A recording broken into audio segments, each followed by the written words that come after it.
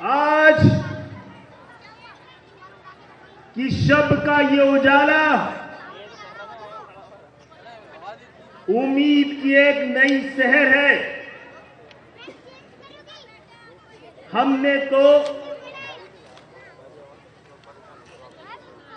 ये शहर जो पूरे पाकिस्तान को पाल रहा है, ये शहर जो हुक्मरानों की अय्याशी के सामान और इस्लामाबाद के हुक्मरानों, बैरिस्टरों, सरकारी मुलाजिमों की तनख्वाहें, प्रिविलेज, ये शहर जिसके वजह से पूरे पाकिस्तान में मोटरवे और महाजर मटरवे, ये शहर जो कि पाकिस्तान की वाहिद बंदरगाह है, यहां ये शहर सिर्फ इस मोटरवे से महरूम है। और फिर भी ये शहर कहता है कि और कितनों का लहू चाहिए तुझे है अर्ज़े वतन, जो तेरे आर्ज़े बेरंग को गुलनार करे। कितनी आहों से कलेजा तेरा ठंडा होगा, कितने आंसू हो जो तेरे सहराओं को गुलजार करें। हम तो मजबूर है, वफा है मगर है जाने जहां, अपने उशाक से कोई ऐसा भी करता है।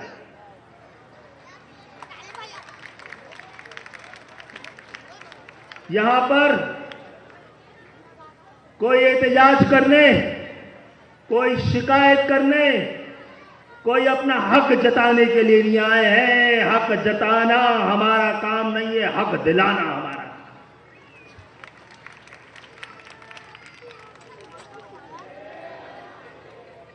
हमने तो ये सोचकर कि कराची का जितना हक बनता है उसमें से 2-4% भी जो मिल रहा है उसकी भी निगरानी और निगहबानी हमारी जरूरत ही नहीं,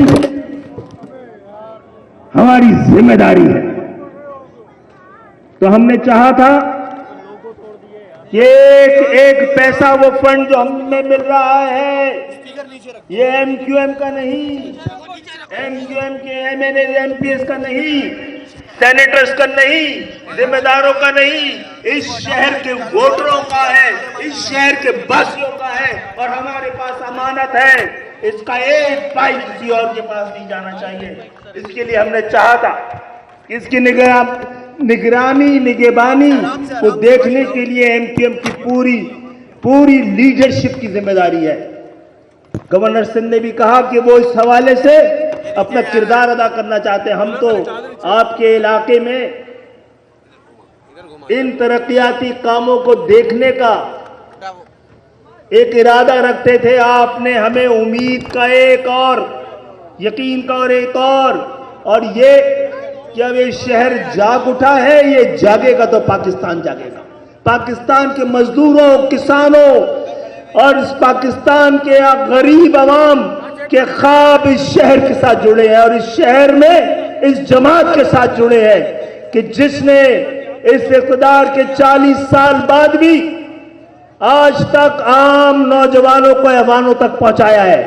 ये ऐवान, ये बदनसीब ऐवान पाकिस्तान के, जहां पर किसानों की नुमाइंदगी जागीरदार कर रहा है, मजदूरों की नुमाइंदगी सरमायादार कर रहा है। खुश नसीब है यह ऐवान कि जहां पर एमक्यूएम बैठती है वहां पर पाकिस्तान के आम आवाम की नुमाइंदगी होती है। और हम इंशाअल्लाह ताला आपका रास्ता रोकने वाले, उनकी किस्मत का सिलसिला रुक चुका है। आपको रोकने वाले हाथ अब थक चुके हैं। अब आपके बगैर इस मुल्क का निजाम नहीं चल सकता। यह साबित हो गया है कि जो मुल्क बना सकते थे वही चला सकते हैं। और यहां पर उस मुल्क को बनाने वालों की औलादें बैठी हैं। आप तैयार हैं ना? बनाया था, बचाया है, अब चला के दिखाएंगे इंशाअल्लाह ताला।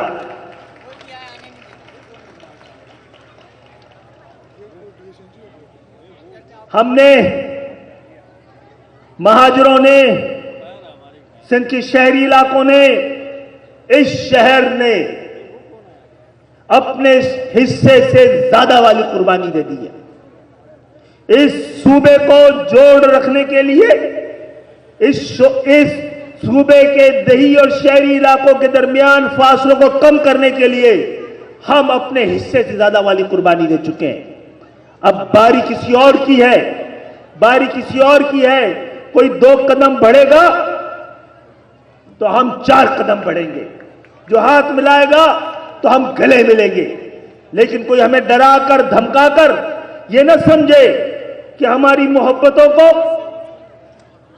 हमारी रिवायतों को, हमारे लिहाज को हमारी कमजोरी समझा जाए। आपने देखा है, ये जब शहर जागता है, लोग खड़े हो जाते हैं तो बड़े से बड़े आमिर अपने घर चले जाते हैं। जब ये शहर खड़ा होता है तो तख्त पलट जाते हैं और हुक्मरान तख्ता-ए-दार पे चले जाते हैं। तो ये शहर को आज ये पैगाम भी देना है कि आपके बेटे,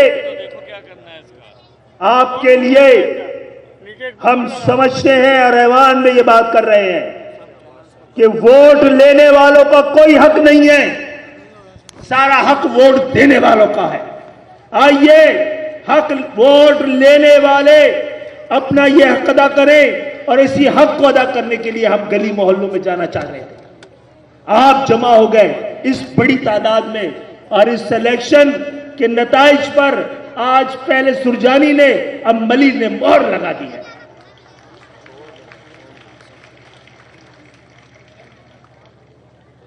इंशाअल्लाह ताला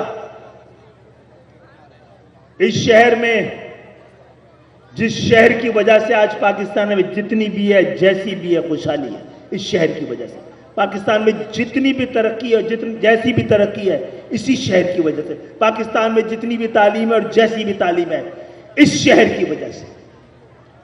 लेकिन पाकिस्तान के इस अमीर तरीन शहर में गरीब तरीन लोग बसते हैं और इन गरीबों के लिए जिसकी नुमाइंदगी हम करते हैं, और अगर हम इनके लिए खड़े नहीं हुए तो तारीख में सबसे बड़े मुजरिम कहलाएंगे।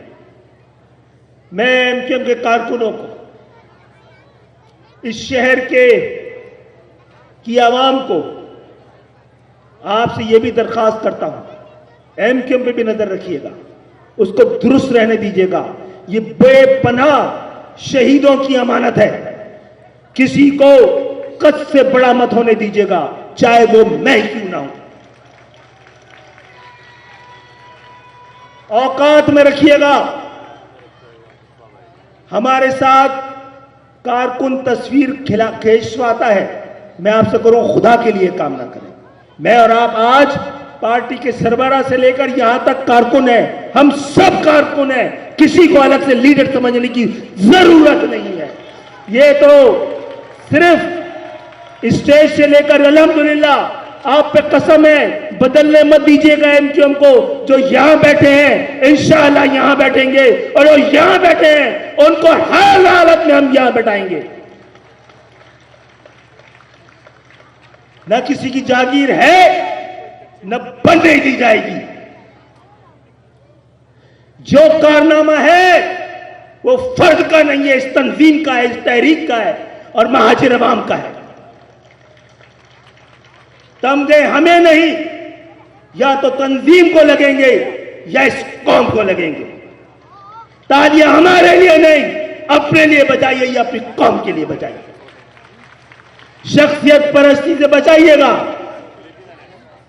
तसव्वुर में रखिएगा, हमें तस्वीर में मत रखिएगा।